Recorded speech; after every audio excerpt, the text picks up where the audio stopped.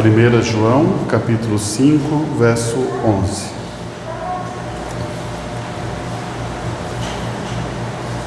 Eu vou fazer uma base do assunto que a gente estava falando quarta-feira. Também falei um pouco em Itajaí, mas eu quero fazer essa base aqui para depois a gente passar para outros pontos importantes da Escritura, né? Então vamos ler. Você achou? 1 João, capítulo 5, versículo 11. E o testemunho é este, que Deus deu a vida eterna. E esta vida está em seu Filho. Quem tem o Filho, tem a vida. Quem não tem o Filho de Deus, não tem a vida. Essas coisas escrevi a vós, os que credes no nome do Filho de Deus, para que saibais que tendes a vida eterna, para que creais no nome do Filho de Deus. E esta é a confiança que temos nele, que se pedimos alguma coisa, segundo a sua vontade, ele nos ouve. E sabemos que nos ouve em tudo que pedimos, sabemos que alcançamos as petições que lhe fizemos. Feche os teus olhos. Eterno Pai Celestial, João, ele é grandemente inspirado, porque ele está explicando como Deus trabalha através do seu Filho e dá sabedoria a nós para como pedir e agir de acordo com a vontade do Pai. Por isso, essa noite, que o Senhor possa derramar a palavra dentro do nosso coração e dar certeza da vida eterna convicta em nossas vidas, Pai. E que possamos ser essa luz que o Senhor falou da sua igreja, essa luz que resplandece para beneficiar as pessoas que precisam, não que somos capazes, mas que o Espírito Santo habita em nós, perdoa todas as nossas transgressões e nos abençoe, Pai. É o que eu te peço, em nome do Senhor Jesus. Amém e amém. Poder sentar, meus irmãos. Quando se deparamos com essa escritura, como eu falei, João, quando começou, ele era um jovenzinho. Ele até quis tacar fogo naqueles que estavam falando de Jesus, coisas boas. E Jesus repreendeu ele. Mas aqui já é um homem maduro, com idade avançada. E ele está tentando colocar isso, uma informação muito importante para nós. Principalmente a questão da confiança na palavra de Deus. Quando você tem essa confiança na verdade que Deus deixou dentro da Escritura. E isso vai colocar a você numa vontade perfeita de Deus. E a vontade perfeita de Deus vai aplicar as tuas petições. E quando você faz pedidos, eles são ouvidos. Preste bem atenção que no 15 ele vai dizer assim: e sabemos. Então o saber aqui é de certeza. Ele não tem dúvida que isso vai acontecer. E isso é bom a igreja entender, que nós precisamos fazer a mesma expressão. Sabemos que Deus é curador, sabemos que Ele é libertador, sabemos que Ele salva a nossa vida, sabemos que vamos para o arrebatamento, porque essa convicção é que gera virtude do poder da palavra. E ele fala bem assim, ó: e sabemos que nos ouve em tudo. Aqui está em tudo. O que pedimos. Sabemos que alcançamos as petições que lhe fizemos. Então João tem certeza de quantas petições que ele pediu e ele recebeu. Agora você vê que aqui ele está maduro e sabe como pedir. Se lembra que a Escritura muitas vezes foi dita assim: nós não sabemos pedir?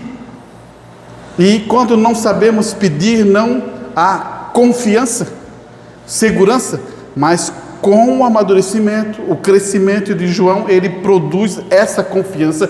E agora ele está falando, sabemos, a mesma expressão que Paulo fala, sabia? Ele fala assim, ó, sabemos. Essa é uma expressão que é do Espírito Santo para os filhos de Deus, sabemos. E isso nos posiciona na palavra de Deus. Mas antes de entrar no assunto, eu quero usar o 16, que eu não li, até o 21, para dar algumas informações para dentro da igreja. E essas informações aqui, irmãos, são importantes porque tem coisas que a gente pensa de uma maneira, mas a gente tem que ter a certeza da palavra sobre isso. Porque muitas vezes os costumes e tradições fazem nos pensar desse jeito. Mas a gente não pode pensar desse jeito se a palavra não está dizendo. Tem que estar de acordo com a palavra. Escute bem, ele vai dizer assim, ó, no 16: se alguém vir pecar seu irmão, pecado que não é para morte. Então existe um pecado que não é para morte. Orar, e Deus dará vida àqueles que não pecarem para a morte. Então, você deve orar pelo aquele irmão que não pecou para a morte. Daí ele vai dizer assim, pecado para a morte. E por esse não digo que ore. Pecado para a morte, João diz para não orar. Agora, o que é pecado que não é para a morte e o que é pecado que é para a morte? Aqui fica, né? Eu usei uma escritura que está em Mateus para dar um entendimento. Eu usei a expressão bem assim, ó: se tu não perdoares, não serás perdoado. Não é isso que a escritura diz? Mas isso é pecado para a morte? Você já pensou? Olhe bem, pense nisso. Mas se eu não perdoar, eu não vou perdoar. Então eu não serei perdoado e não serei salvo. É isso? Mas eu vou fazer uma pergunta para você: isso é pecado para a morte? E agora, se eu perdoar, eu vou ser salvo. Você entendeu? Então, o que João está falando aqui é uma profundidade bem maior sobre esse assunto. Claro que todo filho de Deus, eu sinto que ele é benigno.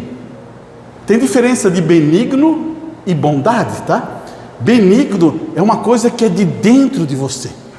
É uma coisa que flui em você. Você tem por natureza aquela benignidade. E bondade, eu posso fazer a bondade, e uma pessoa que não é boa ou é mal, pode fazer uma bondade. Então, por isso que quando você vai ver no fruto do Espírito, lá em Gálatas, está primeiro benigno e depois bondade. Porque Deus quer que nós todos sejamos benignos primeiro, para depois produzir bondade. E nesse caso, você preste bem atenção, que eu estou explicando para você aqui, ó. Se eu não perdoo, há um problema. Mas se eu perdoo, estou livre. Então esse pecado não é para a morte. Agora escute bem aqui, ele vai falar assim, ó: toda iniquidade é pecado, e há pecado que não é para a morte. Agora você percebeu o que ele está dizendo? Iniquidade. Se lembra que o irmão Bruno fala sobre iniquidade? Iniquidade é um padrão. A iniquidade é quando... Tem vezes que as pessoas confundem o pecado assim, ó: beber, fumar, mentir, enganar. Penso que isso é pecado. Isso, o irmão Bruno sempre falou, isso é atributo do pecado. Atributo, não é o pecado. O pecado é você saber assim: eu não posso mentir e vou mentir. Você entendeu? Daí ali entra a iniquidade. Agora, no nível de iniquidade, existe iniquidade assim, que vai subindo e vai subindo, até afastar você de Deus. Começa assim, vai subindo, até afastar você de Deus. Você diz, irmão Arantes, é a mesma coisa que amor. Existe o amor ágape, que é o amor de Deus. Depois existe o amor filial, que é o amor entre nós. Depois existe o amor eros, que é entre um homem e uma mulher. Depois existem outros amores, que vai chegar uns amores que não valem nada. Então, qual é o maior? É o amor de Deus. Mas existem vários tipos de amor que vai chegar. Assim também envolve a iniquidade. Quer ver uma coisa? Nós era para estar ligado direto com Deus, todas as horas, todos os momentos, desde de manhã, ao almoçar, ao tomar café, ao entardecer, ao anoitecer, tudo nós teríamos que estar ligado com Deus. Daí não teríamos iniquidade. Mas de vez em quando a gente, eu acho que é mais, né? Acho que deve ter vezes aí maiorzinho, a gente desconecta de Deus com algumas outras coisas.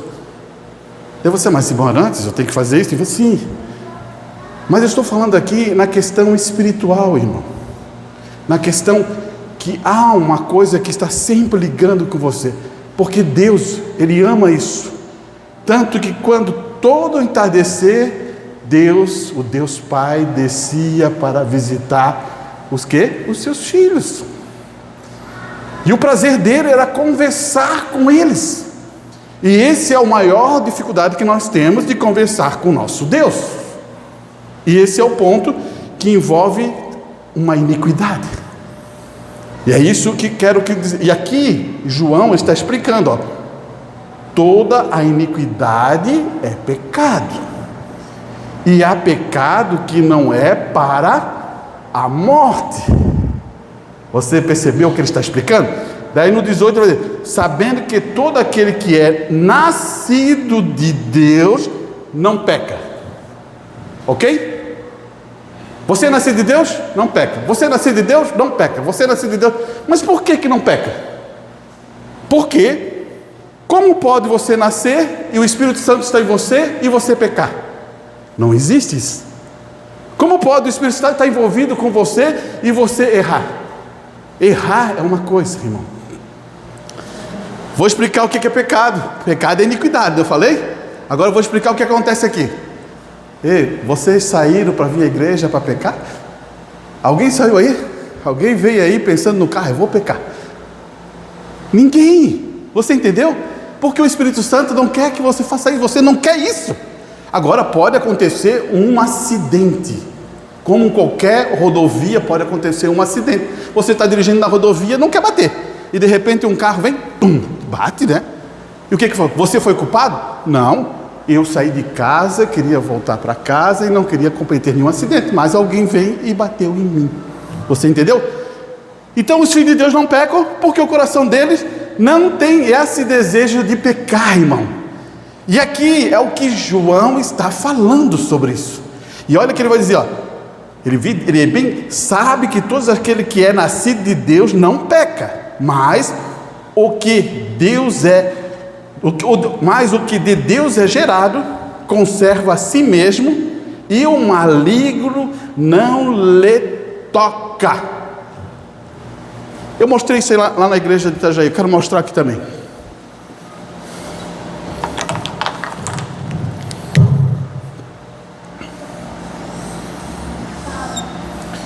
Coração tá bom? Assim,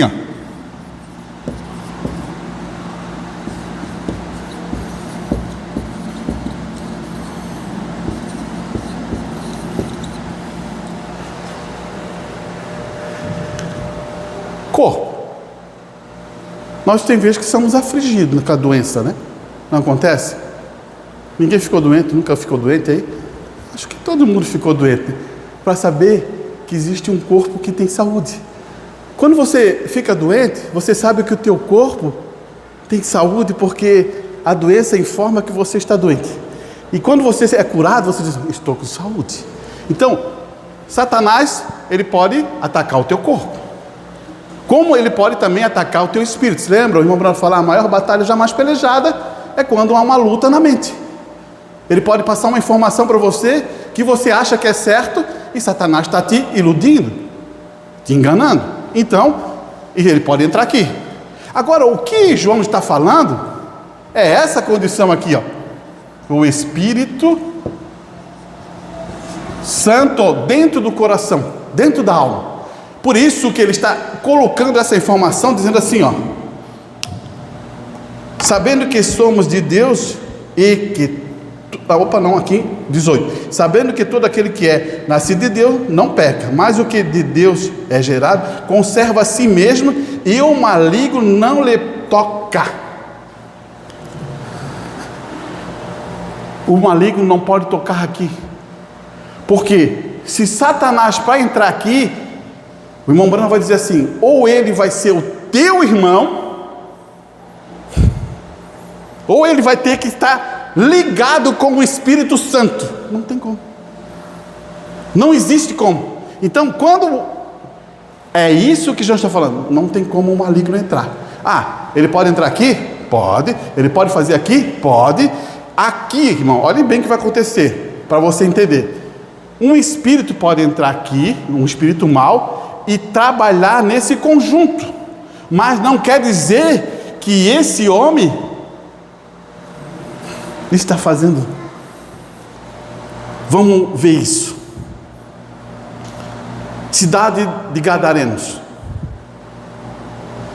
Ali havia um coração clamando. Só que existia uma possessão sobre aquela pessoa. O que ele fazia? Ele arrebentava as correntes, né? Ele rasgava a sua roupa, ele corria atrás das pessoas, não era isso? Mas quando Jesus Cristo chegou e repreendeu os espíritos, ele sentou calmamente e conversou. O que estava produzido aqui? O que está produzindo aqui? Jesus libertou ele daqui.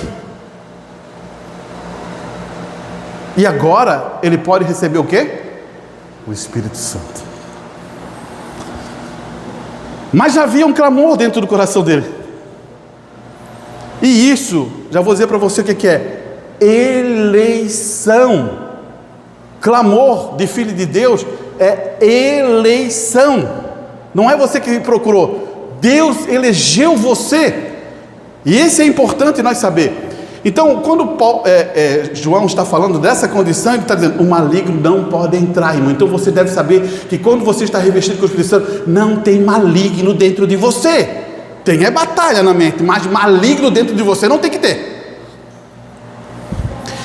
Vamos para o 19. Sabendo que somos de Deus e que todo mundo está no maligno. Agora ficou difícil, né? Vamos fazer isso aqui.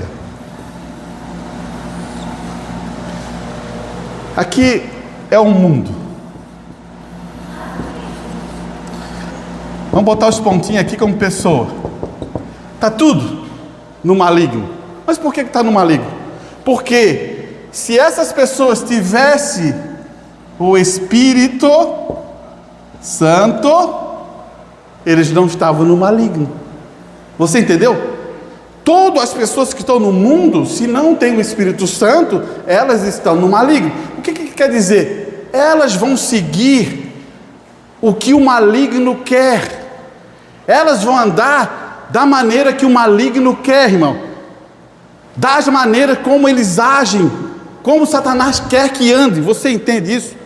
Então, por isso que está tudo no maligno. A partir da hora que alguém se converte daqui e recebe o Espírito Santo, ele está em Cristo. Você vai pegar que ele já está em Cristo. E isso faz diferença bastante, irmão. Porque João está explicando que o mundo jaz no maligno.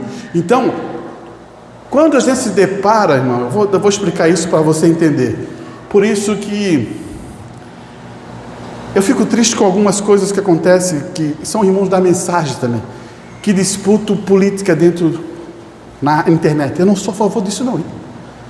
Por quê? Preste bem atenção. Indiferente quem seja, qual nome seja, você deve entender que a Escritura diz assim, ó: o mundo jaz no maligno. E daí um irmão vai tomar e dizer que aquele homem é a bênção? Olha, irmão, para mim a bênção, eu quero que você guarde isso no seu coração, é Cristo. Sempre será Jesus Cristo a bênção. Sempre será isso. Ah, mas irmão, ele faz um trabalho, ele tem coisas boas. Sim, vai ter tempo coisas boas.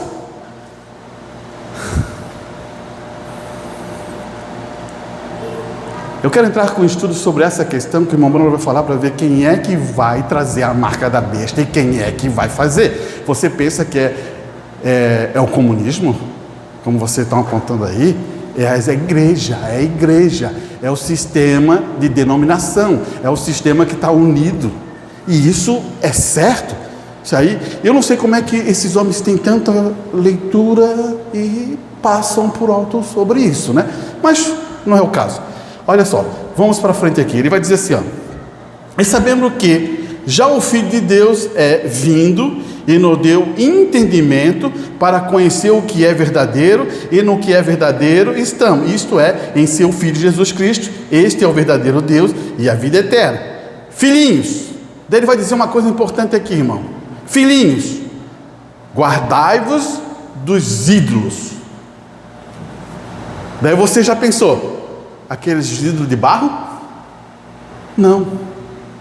Se você pensar que aqueles ídolos de barro, porque você viu na Escritura, porque você viu na Bíblia, e naquela época tem muitos deuses do Baal, Deus disso, Deus daquilo, daí você vai entender o irmão Bruno falar uma mensagem, dizer: tudo que você bota na frente de Deus é o quê? Ídolo. Indiferente do que seja, não me importa o que seja, se você botar na frente de Deus, é ídolo. Você viu que há uma transição de mostrar o que é ídolo? Senão você ficaria aquelas coisas assim, mais atrás.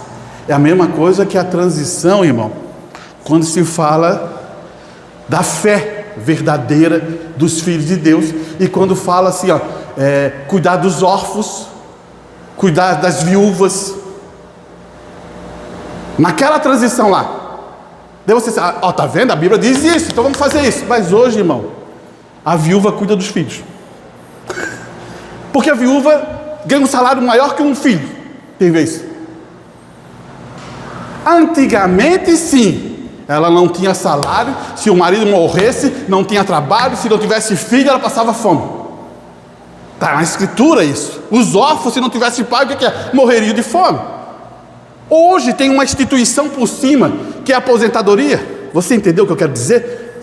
Então, tem coisas que naquele período ela foi utilizado, para esse período já é outra informação e outro benefício. E a gente não pode ficar trancado com umas ideias que não fecham naquele momento. Agora, por isso que Paulo vai dizer assim, ó: considere as viúvas de mais de 60 anos. Hoje você dura mais, não dura?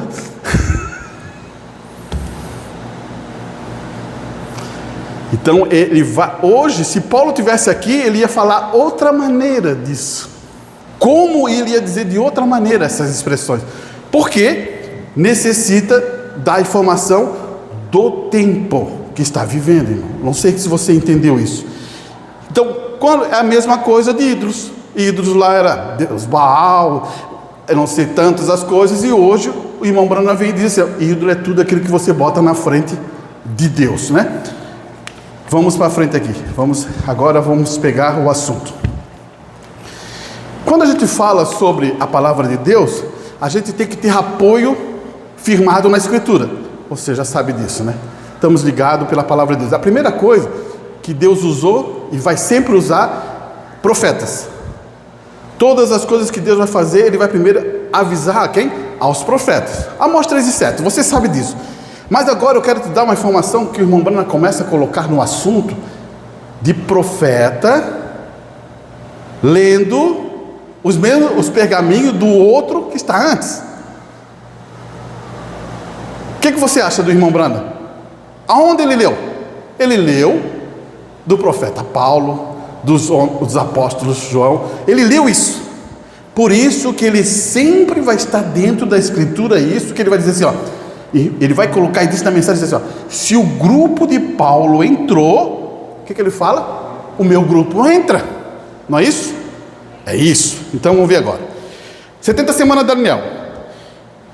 Isso só mostra que este é apenas um período de tempo que estamos vivendo. Você não consegue ver? Deus não tem coisas fora do controle. Deus não tem coisa fora do controle. Ele está apenas deixando acontecer assim como um tempo. Ele deixa algumas coisas acontecer, irmão, por causa de algum tempo. E eu realmente acredito que essas coisas foi feita. E nesses últimos dias, quando Deus vai revelar o segredo para a igreja. Agora, olha só o que ele está dizendo. Nesses últimos dias que estamos vivendo, Deus tem a obrigação de revelar isso à igreja. Aonde eu tenho escritura? No entardecer, haveria o quê? Luz. Então Deus está obrigado com nós para revelar. Ele vai continuar. O irmão Bruno vai dizer, ele não fez isso antes. A razão pela qual ele não fez isto é para manter a igreja vigiando, orando o tempo todo. Olha só o que ele está dizendo. Deus não revelou isso ainda para manter a igreja vigiando, orando o tempo todo, sem saber quando isso aconteceria. Mas você se lembra de Daniel? Agora ele está apontando o livro de Daniel 12.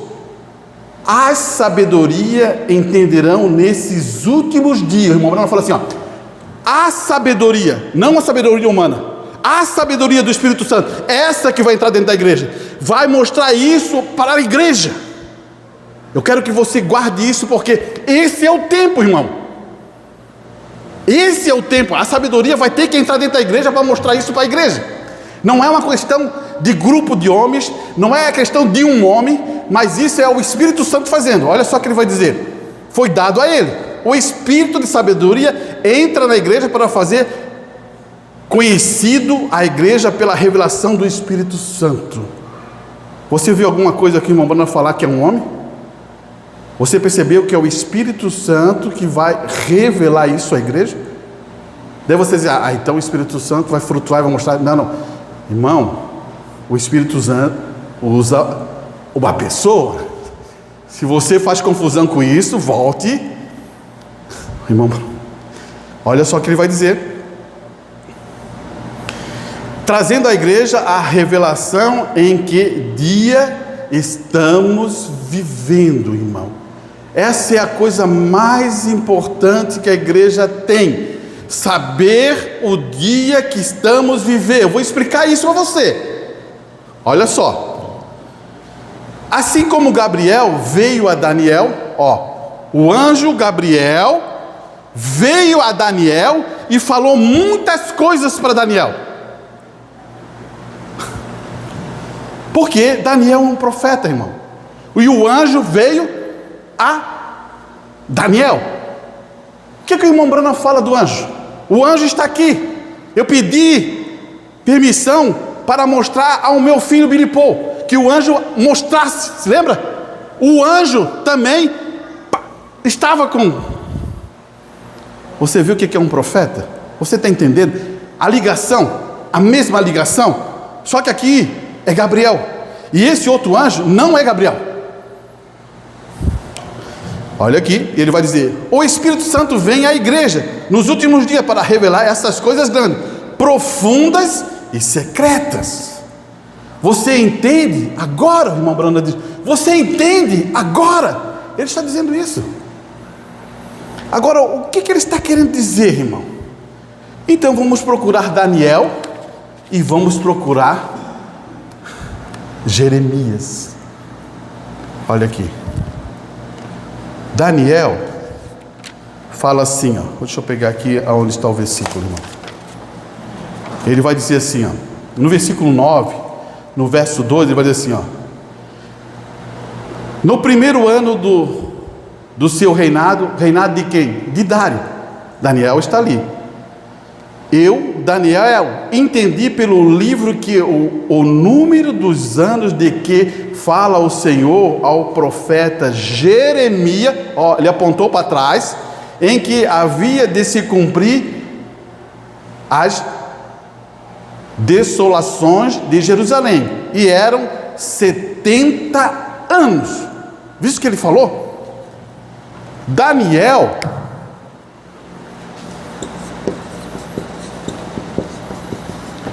falou que ele leu o livro de Jeremias e sabia que a aflição da Babilônia era 70 anos. Então ele recebeu uma informação de outro profeta que era Jeremias. Daí você vai dizer: ah, não pode, irmão. Ó, eu vou agora para o livro de Jeremias, no verso, olha aqui.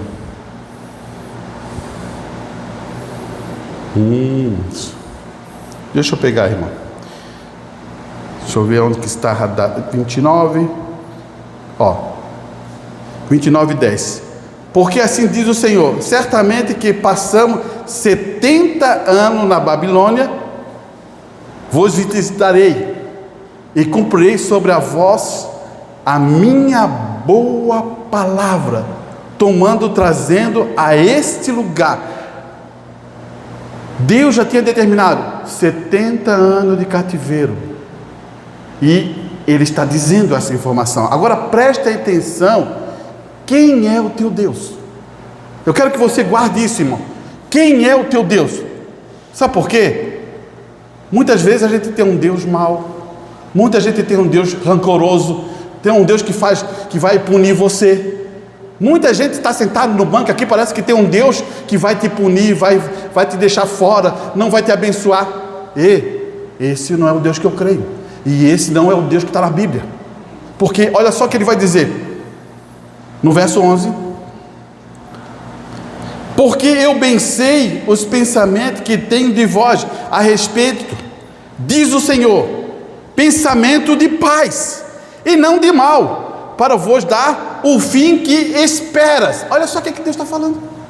Deus está dizendo: eu tenho paz com vocês, eu quero ter paz com vocês, eu quero dar aquilo que a bênção a vocês. Já pensou? Esse é o Deus que está falando. Ele quer dizer assim: eu quero abençoar vocês. É a mesma coisa assim: eu quero levar você para o arrebatamento, eu quero levar você para a bênção da boda do cordeiro, eu quero ter paz, que você tenha paz. É isso que ele está falando. Olha só, ele vai continuar dizendo assim,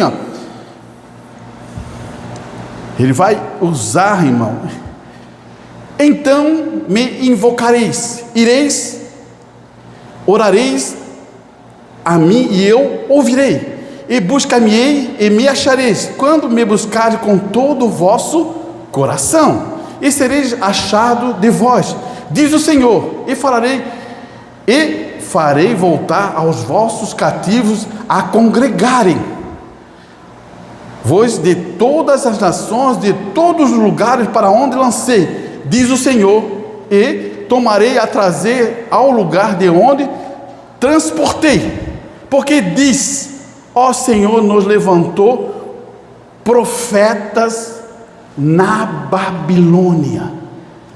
Quem é o profeta da Babilônia? Daniel. Daniel diz assim: vai acabar. Aí está, irmão. Quem confia? Como é que é a expressão?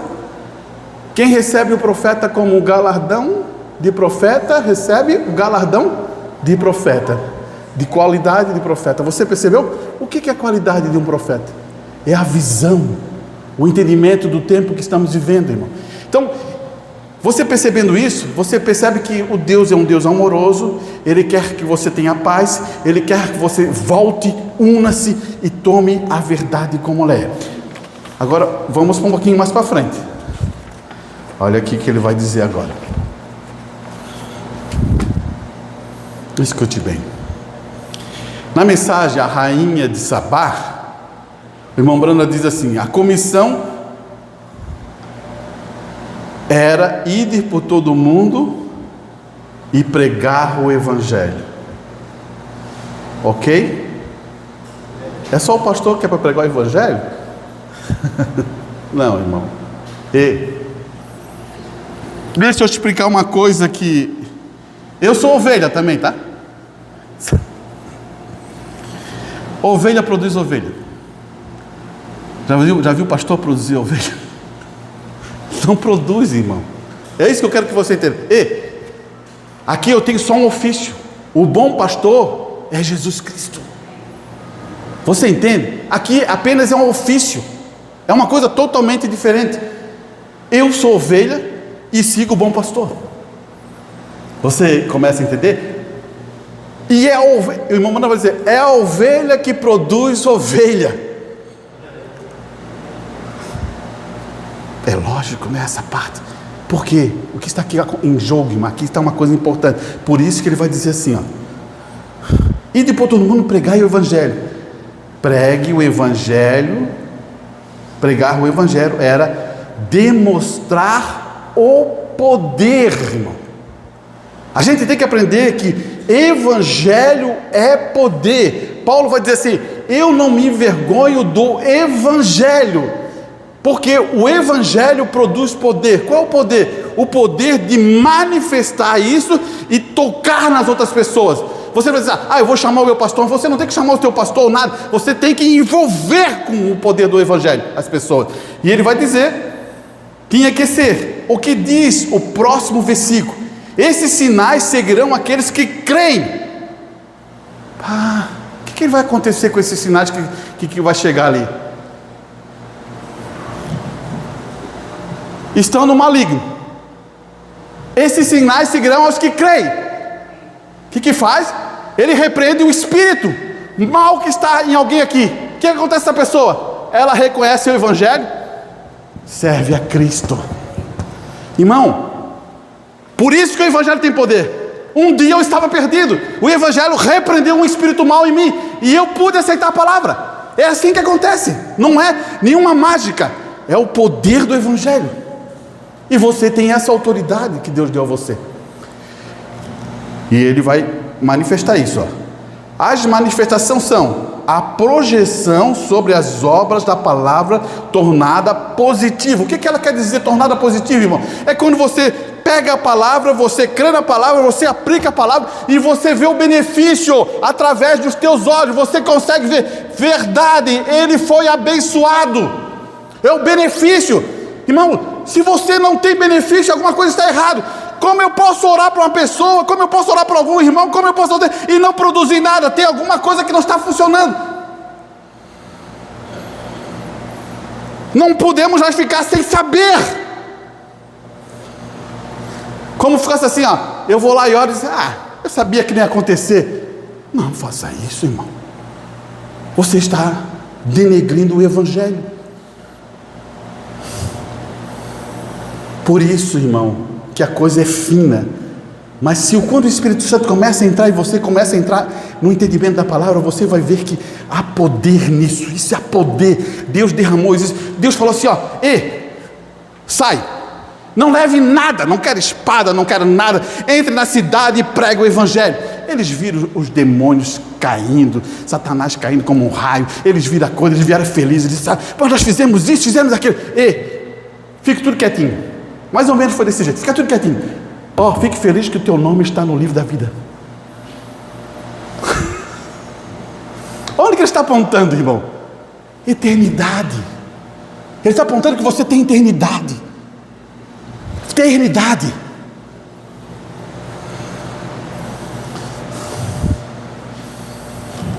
Olha aqui. Ele vai...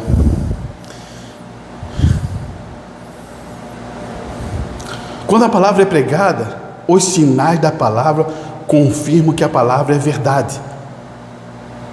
Você agora entende por que a confiança está na palavra? Porque ela vai dizer a verdade. Agora tem um problema aqui. Se não vir de um coração de fé, não ancora no coração. Aqui está. Daí, a gente tem que estar tratado. A gente tem que resolver esse problema. Para você ser a bênção. Jesus não disse que algumas semearam sentimentos? Olha só, ele está falando lá daquela parábola, né? Da semente, né? Alguns semearam sentimentos.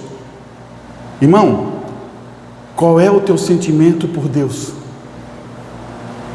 É aí que começa. Daí se lembra que ele fala, um caiu na estrada, outro caiu nos pedregais, outros caíram em terra que sufoca, e outro caiu em terra boa. E ali, todas essas três coisas, e a última é a melhor, tudo está falando de sentimento.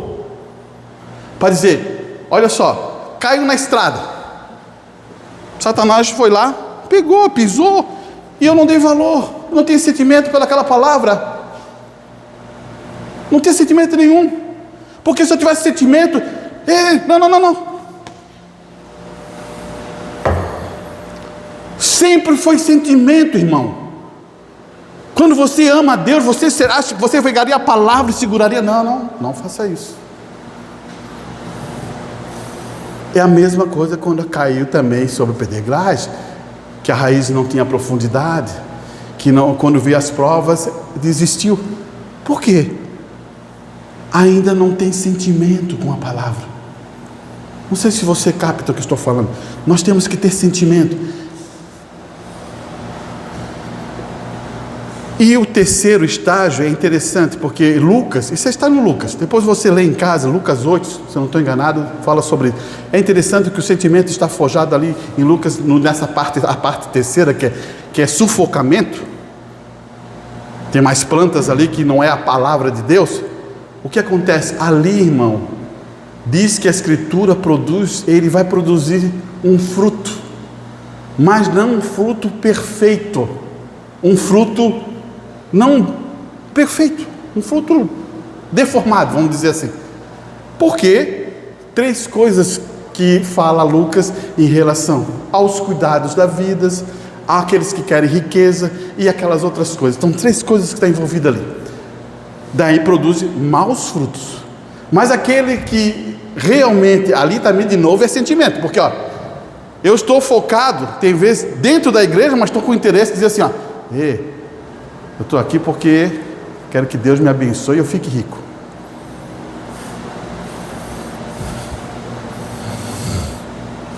Será que isso funciona? O que você acha?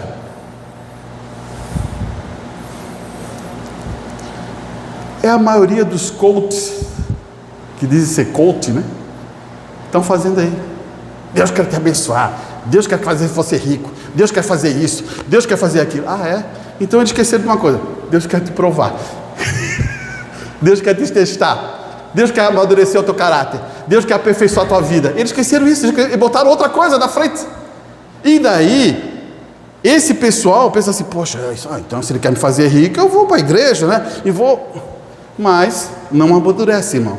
Vem as provas, vem o sufocamento, eles produzem frutos maus. Esse é o problema que acontece ali. É importante você saber isso? É importante, porque como é que Jesus ensina a nós? Pelos frutos conhecereis. E aqui não precisa ter sabedoria, né? Pelos frutos você conhece o padrão. Irmão, filho de Deus, ele é abençoado. Não se engane com isso. Filho de Deus é abençoado. Já vou te dizer para você, é abençoado, é abençoado. Filho de Deus, outra coisa acontece com ele, ele é próspero. Não tem dúvida com isso. Ele é próspero. Preste outra concessão. Tu pode analisar isso. Você pode pegar desde a outra ponta, eu vou pegar Paulo, para você analisar a prosperidade de Paulo. Paulo nunca foi tão próspero na sua vida, na sua última carreira de vida. Irmão, ele foi perseguido pelos irmãos, ele foi chibatado, ele ficou preso, ele teve naufrágio. Foi a vida de prosperidade dele. Ele chega a dizer assim, irmão, por estar preso, o ministério cresceu e foi abençoado, e os irmãos começaram a ir para frente. Isso não é prosperidade no reino de Deus? Mas para outros é uma tristeza, né? Mas Paulo nunca teve tão bem em sua vida, irmão. É o mesmo princípio que Jesus Cristo. Quando ele passa pela a luta mais difícil que ele teve, mas o princípio é a provação e a prosperidade da vida dele. Porque olha só, ele não está olhando agora aqui, Ele está olhando lá na frente, a bênção. Nós temos mania de olhar agora. Daí a gente pensa que, meu Deus, não estou recebendo nada, mas a bênção está lá. Olha só, Jesus, ele se tornou o primeiro de uma geração, ele se tornou a primícia da bênção, ele se tornou tudo isso, no seu nome é invocado. Que prosperidade não é essa? Não tem maior prosperidade que isso. O nome dele é entoado. E o que você acha de Paulo também? Paulo, ele está fundado ali. Você viu o que é prosperidade? Veja, prosperidade é aquilo que você pode dizer assim: estou em Cristo Jesus, não me falta nada.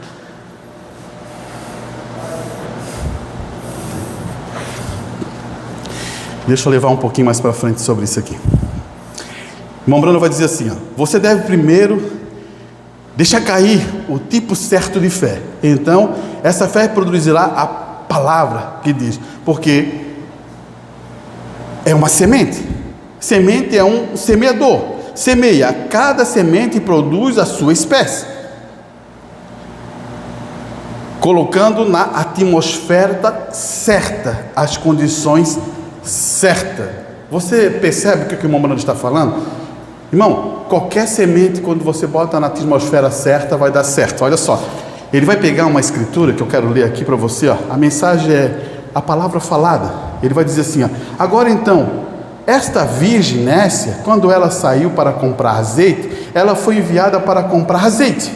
E quando ela fez, ela descobriu que ela estava muito atrasada. Por que ela estava atrasada? Você já escutou essa expressão do irmão Bruno falar? Atrasada. Por exemplo, a virgem Nécia é aquela virgem louca. Ela está atrasada, porque existia um plantio. E o plantio ela não fez, ela está atrasada no plantio. Então ela está dizendo, ó, ela está atrasada. Por quê? Porque, amigo, a semente havia sido plantada e ela não plantou. Interessante isso, né? Olha só, vê, havia 3 lá em cima no tempo de Sodoma. Ele vai aplicar 3 coisas, 3 lá em cima. Que existe o grupo de Sodoma, existe o grupo do Ló e existe o grupo de Abraão. 3 grupos. O eleito que está lá no Abraão, Ló que está lá dentro da cidade e a turma lá, são 3. Quem é que plantou a semente? Quem é o pai da fé que plantou a semente? Você entendeu? Agora, olha só o que ele vai continuar dizendo. Isso aqui eu achei interessante ele falar. Sempre tem havido um número 3. O tempo todo. Há 3 vindas de Cristo. Daí ele vai aplicar. Há 3 vindas de Cristo, né? Você sabe disso. Ele veio a primeira vez para redimir a sua noiva, que foi no Calvário, se lembram? Nós saímos do lado de Cristo. Ele veio depois, vai vir depois no rapto, tomar a sua noiva. E depois ele vem no milênio com sua noiva. Então ele vai vir 3 vezes. Ele vai aplicar essa questão 3. Olha só que ele vai usar agora a numerologia, irmão. Eu quero que você aprenda a numerologia de Deus, porque tem coisas importantes aqui. Ele vai dizer assim, ó, tudo está em 3. 3 é um número perfeito. Você entendeu? Tudo que você for estudar, até ciência, até núcleo, está envolvido com 3. Nosso corpo é dividido em 3. Toda uma estrutura está envolvida com 3, irmão. Eu quero que você entenda esse ponto, porque o 3 faz parte da perfeição de Deus. Claro que depois tem o número 4, que é liberação, né? Você sabe, o 4º homem, se lembra? O 5, que é o número da graça, que também no inglês, a fé não é como a nossa, como é escrito, a fé é em 5, fé em inglês é 5 letras, e também que está envolvido com graça. Olha só, ele vai imprimir outro pensamento aqui, olha só o que ele vai dizer, 5, o número da graça, 7, conclusão, 7 era, conclusão. Daí ele vai continuar dizendo, 12, adoração. interessante, né? 12, adoração. 24 ou 40 ele vai imprimir. Tentação. Você lembra de Jesus? 40. Prova no deserto? 40. Tudo tem a ver quando entra 40, quando você se lembrar de 40, prova, tentação, batalha. Depois ele vai dizer 50, jubileu, libertação. Então, ele está imprimindo números para dar uma ideia do assunto, como a numerologia de Deus funciona. E quando você entra nesse assunto da numerologia de Deus, é importante você saber, irmão. Olhe bem aqui. Eu vou ler outra coisa que também é importante, que está dentro da Escritura. Você diz que a igreja tem que passar pela perseguição. O irmão Branco está dizendo assim, você diz, ele está apontando para os que estão dizendo aí, que tem que passar pela perseguição. Para a sua perfeição, eu creio, é isso que eu vejo pela mensagem de irmão Branco, que a igreja vai passar por uma prova. Umas provas que precisa passar, mas não por perseguição. A noiva de Cristo não passa por perseguição, porque o irmão Bruno vai dizer assim, olha aqui, o sangue de Jesus Cristo aperfeiçoa a noiva. Você agora entendeu por que sempre a gente fala de sangue? O sangue é que aperfeiçoa você. O que é o sangue? O sangue é a misericórdia. O sangue é a bênção da sua vida. Então ele está dizendo, o sangue é o que aperfeiçoa a noiva de Cristo. E ele vai dizer, colocando essa questão aqui, um homem que conhece a sua esposa, ele não colocará num monte de punição. Você coloca? Ô irmão, você coloca a sua esposa num monte de punição? Você ama a sua esposa, você vai punir a sua esposa? É isso que o irmão Branco está citando. Como é que Cristo vai punir a sua noiva? Não vai fazer isso. Ela já deixou Jesus com os olhos brilhando, para você entender. É quando a gente é novinho e começa a namorar, né? A gente fica... Tudo parece belo, tudo parece maravilhoso, tudo parece felicidade, tudo parece alegria, tudo é perfeito, né? Essa é a realidade, porque aquilo gera um estímulo. Tu olha para ele, como o irmão Branco chega a dizer assim, aquele mocinho tem um pezinho tão bonitinho. Mas como é que ela está vendo só o pezinho? Não sei nem como é que vê o pezinho, né? Mas não é verdade? Ela é diferente, ela é tão maravilhosinho, ela é tão fofinha. Produz isso. Agora imagina Cristo em relação à sua noiva. Será que ele vai punir? Não, por isso que o irmão Branco vai dizer, olha só, um homem que escolhe uma esposa, ele não coloca num monte de punição, ele já encontrou graça com ela, e ela encontrou graça nele, ele fica noivo dela. Se há qualquer coisa que ela guardará para tomar a sua mão, sua graça é tão grande sobre eles, e então assim também será a noiva, e assim isso sobre a noiva. Você começa a entender o que está acontecendo aqui? Irmão, olha só o que aconteceu ali, lá no passado. Ele falou assim, quando ela passar por aqui, deixa alguns grãos para ela pegar. Já estava olhando para ela. Olhando para quem? Ali você se lembra de Boaz? Boaz já falou assim, trabalhador, deixa os grãos aí para ela pegar. Entendeu? Porque ele abriu os olhos para ela, sentiu que era bela, ele queria ela. Você entendeu? Assim é Cristo com nós. Por isso que o irmão Bruno vai dizer, não tem como, o sangue vai purificar, o sangue vai abençoar. É importante nós ter isso, porque em vez que eles pensam, vai ter que passar por uma perseguição, vai ter que passar com... Eu sei que existe uma prova, um estrutural, mas não é desse nível que muitos estão falando. Vou finalizar aqui. A obra-prima de Deus, ele vai dizer assim, agora nós notamos que Deus começa a fazer para si uma noiva para Cristo, assim. A noiva tem de estar edificada com ele, nele, porque a parte dele, agora a noiva é parte dele, ela é parte dele. A palavra para aquele dia, a noiva se torna parte dela. Preste atenção, olha só, escondidinho aqui. A palavra para aquele dia é para nós. É uma palavra, é uma informação, é uma revelação. A noiva se torna parte daquela palavra, porque é Cristo. Agora, você crê nisto? A congregação diz amém. Nós temos de estar em Cristo.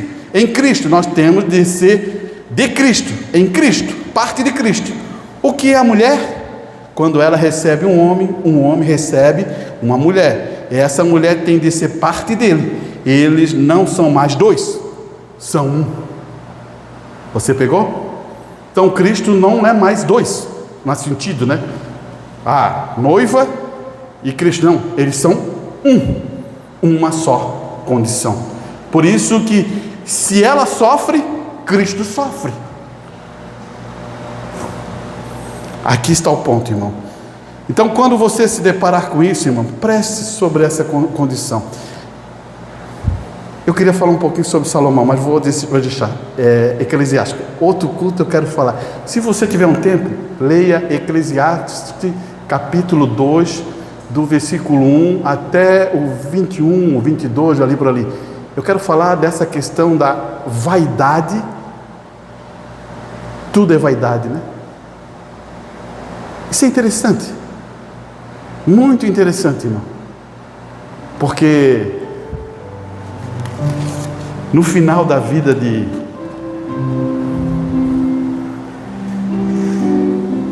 eu fico pensando que ele usou tudo, ele aproveitou tantas coisas, ele foi o rei mais rico, ele foi o rei mais próspero, ele foi o rei mais abençoado, ele construiu tantas coisas, ele foi tantas coisas, fez isso, ele trabalhou bastante, ele produziu muitas coisas. Mas quando você lê Eclesiástico em relação a Salomão, você se depara com uma coisa no final da vida dele. Ali quando ele vai dizer assim, ó: quando o homem tem o favor de Deus. Olha só, ele vai falar isso. Quando o homem tem o favor de Deus e Deus dá o trabalho a ele, e ele produz aquilo e ele come da bênção do seu trabalho. Olha, e ele diz, aí ele começa a entender que a vaidade que ele fez, todas as coisas que ele fez, foi tudo vaidade. Mas quando ele se depara com Deus na vida dele, de outra maneira, e agora ele entende que tem homens que são Deus, faz isso no coração dele, e ele é abençoado. Tudo na casa dele prospera, tudo na casa dele tem bênção, porque ele se une com Deus, e Deus é o conjunto perfeito dentro do seu lar. É isso que eu quero falar sobre esse assunto, irmão. Mas leia, quando for domingo, a gente poder falar sobre esse assunto, como Salomão via todas essas coisas. Amém?